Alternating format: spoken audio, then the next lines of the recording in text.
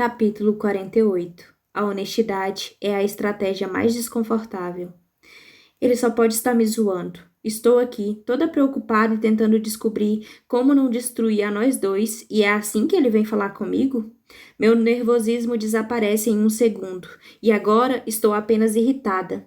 Será que ele não percebe o quanto foi difícil eu dizer que queria ficar com ele, em admitir o que aquilo insinuava para todo mundo? E agora ele vem tirar sarro da minha cara? Ah, você pode ter certeza de que tenho alguma coisa para lhe dizer. Eu endireito os ombros e olho bem nos olhos dele. Mas não acho que você merece ouvir isso agora. Pego a mochila que está no lugar onde a deixei no sofá, ignorando as lágrimas que ardem no fundo dos meus olhos, por alguma razão que não consigo entender. Me avise quando você não estiver a fim de agir feito um cuzão. Aí, quem sabe, a gente possa conversar. Ei! Fico paralisada quando a mão de Hudson toca o meu ombro de leve. Desculpe, eu não devia ter dito aquilo. Tenho a impressão de que você vem agindo demais desse jeito ultimamente. Assevero dando de ombros, mas ainda não me viro para fitá-lo. Preciso de mais alguns segundos para ter certeza de que todos os vestígios dessas lágrimas ridículas por fim desapareceram. Além disso, estou envergonhada pelas lágrimas, pela situação e pela minha incapacidade de lidar com isso de maneira adequada. E agora, encará-lo parece quase impossível. Preciso ir. Eu me afasto da mão dele e vou direto para a porta. Se eu for bem rápida e tiver sorte, talvez ele simplesmente me deixe... Ou talvez não. Fico paralisada quando, de repente, ele está bem ali, bloqueando o meu caminho. Permaneço olhando para um dos buracos daquela calça jeans que é sexy demais para o meu bem, e começo a rezar para que o chão se abra e me engula inteira. Será que desejar um daqueles famosos terremotos de Jackson agora é pedir muito? Ou então, e estou só pensando alto aqui, desejar que algum leviatã gigante que vive entre as neves abra caminho pelo piso de pedra do castelo em busca da sua próxima refeição? Mas descubro que o mundo paranormal não está do meu lado, como se isso ainda me surpreendesse. Porque o jeans e as pernas que eles cobrem não se movem 1 milímetro, nem o dono das pernas. É claro, ele não ia fazer isso. Este é Hudson, e ele nunca facilita as coisas para mim. Talvez, se facilitasse, não estaríamos nessa situação. É muito mais fácil se afastar de uma pessoa que não tem fibra. Fale comigo, Gracie, pede ele. Você não pode ficar fazendo esse jogo de gato e rato. Não é justo comigo nem com você. Mas que porra... O que você disse? Meu olhar encara o dele com uma fúria de 1000 sóis. Você acha que eu estou fazendo um jogo de gato e rato? Eu? Eu rio, mas não há o menor humor na minha risada. Está aí, o cara que fica me atiçando na frente de todo mundo num instante e desaparece no momento seguinte. Que diz que quer saber se conseguimos aguentar o calor e depois diz aos nossos amigos que não somos um casal. Dou um cutucão no peito dele, mas ele nem se abala. Vampiros de merda. Mas ainda estou só começando. Achei que íamos dar uma chance a isso que existe entre nós, mas parece que você não é capaz de decidir o que quer. Você faz ideia do quanto estou assustada? E mesmo assim, não fico agindo desse jeito com você. Não mesmo.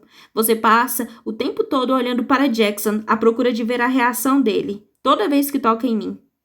As palavras despencam entre nós como uma bomba e reviro os olhos com força.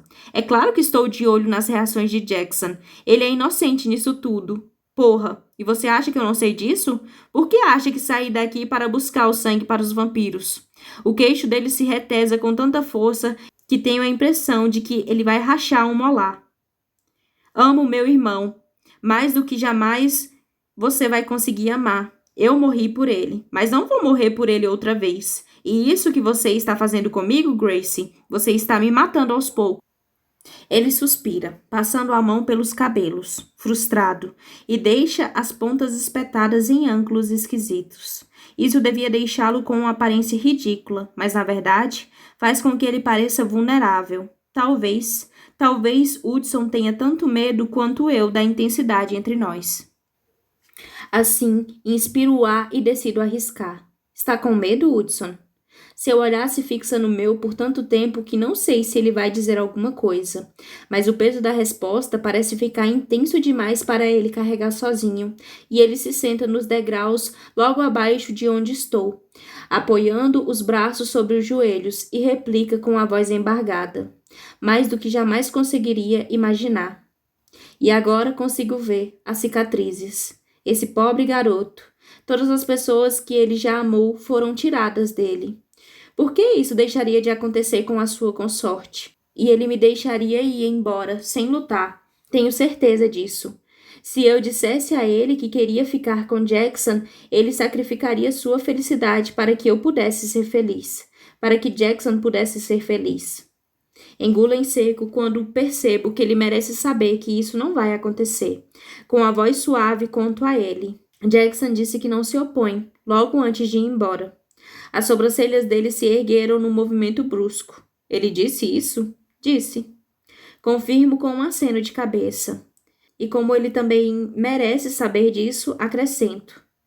Só olho para Jackson quando nós estamos nos tocando porque não quero que ele fique magoado com a minha felicidade. Observo Hudson conforme ele assimila as minhas palavras. Observo conforme um sorriso discreto ergue um canto da sua boca. E o Hudson fanfarrão volta na mesma velocidade com que desapareceu ao provocar. Quer dizer que você gosta quando eu a toco, hein? Reviro os olhos. Eu tinha certeza de que você ia se concentrar só nessa parte. Ele sorri para mim. Ei, não tenho culpa por estar no jogo. É só o elo entre consortes agindo, seu tonto. Brinco, mas ele fica sério. Acha que é isso mesmo? Mordo o lábio. Que outra coisa poderia ser? Ele parece ponderar as minhas palavras por alguns momentos antes de se levantar e dizer: Podemos ir devagar, se quiser, Grace. É algo que pode ser construído aos poucos. E não consigo conter as lágrimas de alegria que enchem meus olhos. Obrigada.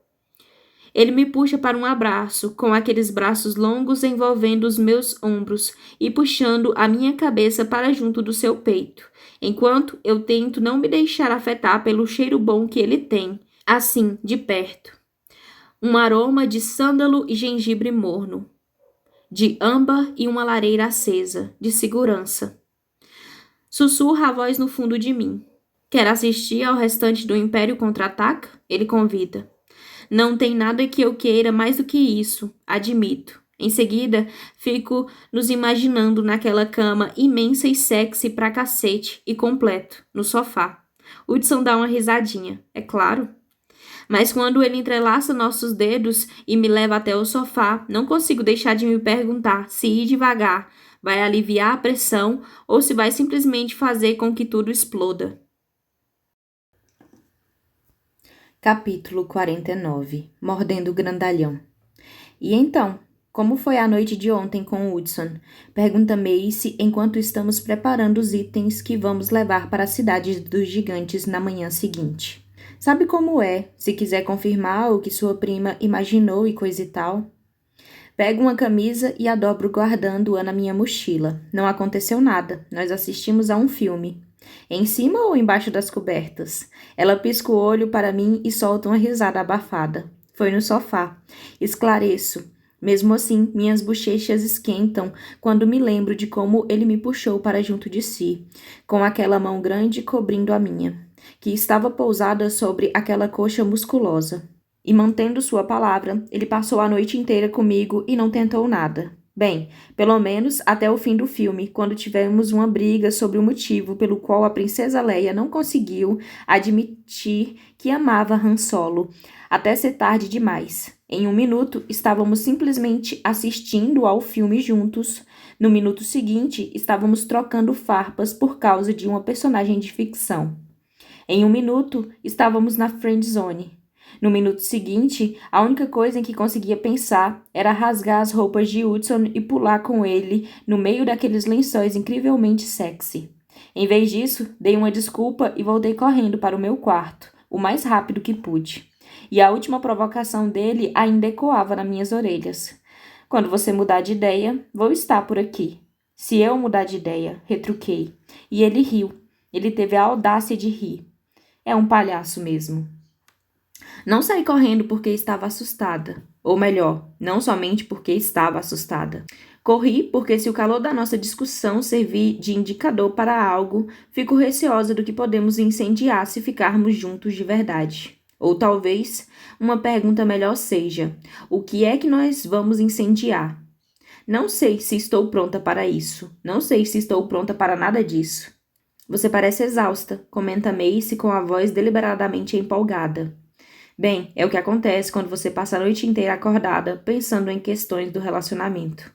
Hudson disse uma coisa que não gostei muito no fim da noite. Vou até o meu armário e pego o meu casaco preto, porque ele combina bem com o meu humor. Mas Macy chega junto em seguida, tirando a peça da minha mão e colocando-a de volta no armário. Nada de ficar remoendo as coisas, diz ela. Torço muito por você e por aquele garoto, até o momento em que ele a magoar. Me diga se isso acontecer e eu ajudo a esconder o cadáver. Ah, nem foi tão ruim assim. Não estou remoendo as coisas. É uma mentira descarada, mas aparentemente já venho fazendo isso bastante hoje. Assim, que diferença faz mais uma? Ah, é claro. Será que seria melhor classificar você como melancólica? Borocochô? Qual palavra você prefere usar? Ruminando. Sugiro a ela antes de começar a rir, porque é impossível ficar triste por muito tempo quando Macy está por perto. Mesmo quando ela ainda está um pouco triste. Estou ruminando o estado da minha vida. Ah, bom. Mas pode ruminar à vontade, mas faça isso usando sua cor favorita. Ela pegou meu casaco rosa choque do cabide e o estende para mim. Você vai se sentir melhor assim. Olho para ela e depois para o casaco. E me ocorre que agora seria um momento perfeito para dizer que rosa choque não é minha cor favorita. Mas essa é a primeira vez que a vejo sorrir em muito tempo. E de um jeito que não acontece desde Xavier. Contar a ela que não gosto de rosa seria como chutar um cachorrinho só para vê-lo chorar. Não vou conseguir fazer isso. Além disso, não vou negar que estou lentamente se afeiçoando a essa cor ridícula. Claro, o edredom é um exagero, mas o casaco nem é tão ruim assim. Que horas são? Indago ao vestir o casaco. Em seguida, dou uma última olhada na mochila, a fim de me certificar de que tudo de que eu possa precisar está ali. O plano é viajar até lá hoje pela manhã e voltar amanhã pela noite. Mas quero ter certeza de que trouxe trabalhos suficientes para fazer, caso a gente tenha que ficar fora até domingo. Afinal, sim, vamos passar a maior parte do tempo procurando o forjador. E se tudo der certo, conversando com ele quando o encontrarmos. No entanto, nunca se sabe. Vai haver momentos sem nada para fazer. E quero aproveitar para terminar o trabalho de arquitetura e a redação para a aula de história. Se eu tiver sorte, Jackson vai estar com um humor suficientemente tranquilo para me ajudar, como uns dias atrás prometeu fazer. E se não estiver, bem, talvez um dos meus outros amigos possa ser persuadido a fazer isso. 9h15, responde Macy quando veste sua jaqueta com as cores do arco-íris. É uma bela mudança das cores pretas que ela vinha vestindo ultimamente. E quando eu a encaro com uma sobrancelha erguida, ela simplesmente dá de ombros. Acho que talvez eu queira me sentir bem enquanto também rumino. Agora estampa um sorriso enorme no rosto. Acho que essa é uma ótima ideia. Ela faz que sim com a cabeça e sussurra. Eu também. Sabia que hoje é o aniversário da minha mãe? Conto enquanto vamos até a passagem secreta de Macy. Não precisamos dizer a nenhum dos nossos novos e intragáveis inimigos que vamos passar alguns dias longe da escola.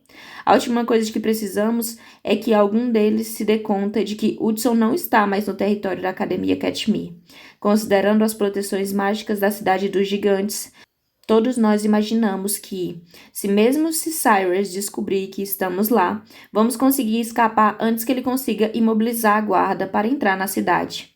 Ainda assim, também não podemos nos arriscar e anunciar ao mundo que estamos saindo em uma aventura. É o aniversário dela mesmo? Os olhos de Macy se arregalam. Ah, Grace, me desculpe, eu não sabia. Não precisa pedir desculpas, asseguro a ela ao lembrar da minha mãe e do seu espírito livre. Seu amor pelas flores, pela poesia e panquecas. Claro, ainda fico triste quando penso nela, mas é difícil me sentir assim no aniversário da minha mãe. Era um dos meus dias favoritos do ano. Sério? Macy parece ficar encantada com a ideia. Sempre passávamos o dia juntas, mesmo que fosse um dia de aula. Você sabia que ela era professora no ensino médio? Eu não me lembrava disso, comenta ela sorrindo. Ela sempre lhe corrigia quando você falava errado? Eu rio. Não, nunca. Mas ela sempre me dava algum livro para ler. Depois me pedia para falar sobre os livros com ela durante o brunch, no nosso restaurante favorito. Ficava de frente para a praia. E dependendo da época do ano, íamos caminhar na enseada e observar as focas que vinham até a areia para ter seus bebês e cuidar deles. Os olhos de Macy ficam enormes. Meu Deus, que incrível! Era mesmo. Sorriu lembrando da ocasião. Havia um fim de semana por mês em que o meu pai tinha de trabalhar e nós sempre marcávamos o nosso dia para falar de livros e curtir o brunch. Ela adorava encontrar os meus trechos preferidos para falar a respeito e memorizá-los. É por isso que você sempre faz alguma citação de livro. Fiquei pensando por que isso acontecia. Acho que Hudson deve adorar isso. Ele sempre está citando algum trecho de livro também. Eu rio. Hudson é a única pessoa que conheço que lê mais que a minha mãe. Não duvido, e considerando a idade que ele tem, tenho certeza de que ele já leu praticamente de tudo. Não sei se chega a tanto, mas aquele garoto já leu muita coisa. Estávamos agora naquela parte da passagem secreta que tem todos os meus adesivos favoritos. Sorrio quando passamos por um que diz enfeitice o patriarcado e outro que é uma bola de cristal com os dizeres parece que você vai se dar mal, escritos no interior. São frases que me fazem rir toda vez que passo por aqui. Então, era isso que você fazia no aniversário da sua mãe? Ia com ela para esse lugar que servia brunch e falava sobre livros? Era onde o dia começava assim. Depois saíamos para as lojas e comprávamos alguma roupa incrivelmente cara, só por diversão. E depois voltávamos para casa para fazer o bolo de aniversário mais fantástico que podíamos. Minha mãe era ótima na cozinha. Era mesmo, concorda Macy. Os cookies dela eram lendários. Ela os mandava para nós, mesmo depois que vocês pararam de nos visitar. Meu sorriso se desfez. Sempre detestei o fato de que não fomos mais visitar vocês. Eu também. A última vez foi naquele verão, antes de eu fazer 9 anos. Você se lembra? Lembro sim. Saímos para fazer piqueniques todos os dias. Faziam anos que não pensava no que aconteceu naquele verão. Todos os dias, diz ela rindo. E com os cookies que sua mãe fazia. Isso mesmo. Se eu fechar os olhos, ainda consigo sentir o cheiro dos cookies de limão. E o chá da sua mãe? O sorriso de Macy se desfaz. Sim. Ah, me desculpe. Digo quando começamos a descer uma escada que leva até o primeiro andar. Não tive a intenção de... Está tudo bem. Minha mãe fazia mesmo os melhores chás do mundo, comenta Macy dando de ombros, especialmente o de hibisco. Era aquele chá vermelho, né? Ela afirma com um meneio de cabeça. Mas ela ergue o sinal de entrada proibida e não pergunto mais nada sobre sua mãe. Perder a minha mãe foi uma das piores coisas que me aconteceu, mas não consigo imaginar como me sentiria se ela simplesmente tivesse ido embora, se apenas sumisse da face da terra depois de ser a mãe do ano por quase 9 anos seguidos. Eu tinha só 10 anos quando isso aconteceu, mas me lembro do tio Finn surtando. Lembro de vários telefonemas tarde da noite entre ele e os meus pais. Meu pai até viajou para passar algumas semanas no Alasca, na tentativa de ajudar o meu tio a conversar com a polícia. Após um tempo, as investigações concluíram que não havia nenhum crime cometido e que tia Rowena só decidiu não voltar para casa algum dia. O tio Finn não acreditou naquilo. Passou anos à procura dela sem sucesso. Não consigo imaginar como deve ter sido difícil para ele e para Macy. Abraço minha prima enquanto descemos pela passagem até uma das saídas no térreo. Ela retribuiu o abraço e disse que sou a melhor prima do mundo. Em seguida, abrimos a última porta e saímos para onde a neve está derretendo aos poucos. E encontramos Hudson, Flint, Luca, Eden, Jackson e Mikai, que estão à nossa espera. Já era hora, pontua Hudson. São as primeiras palavras que ele me dirige desde o ocorrido ontem à noite. E quase não consigo manter o meu sorriso sob controle. Com certeza, São palavras azedas e não exatamente educadas, mas isso não me incomoda. Hudson é Hudson, afinal de contas, e tenho certeza de que ele dormiu tão bem quanto eu. Fique à vontade para ir até lá sozinho, convida Macy encarando-o com uma expressão irritada. Em seguida, vai até a borda da clareira, abre sua bolsa de apetrechos mágicos e pega a varinha. Hudson olha para mim como se perguntasse: mas que diabos está acontecendo? Eu me limito a dar de ombros e fazer cara de paisagem. Ele não precisa saber que eu estava ruminando sobre ele agora há pouco. Todos se afastam enquanto Macy posiciona 8 velas no chão, em intervalos regulares, formando um círculo ao nosso redor. Gwen me ajudou a criar um portal com o tamanho certo para que todos possamos ir de uma vez, pois ela já esteve na cidade dos gigantes. Essas velas vão manter esse portal aberto para nós e corrigir as variações da rotação da Terra também.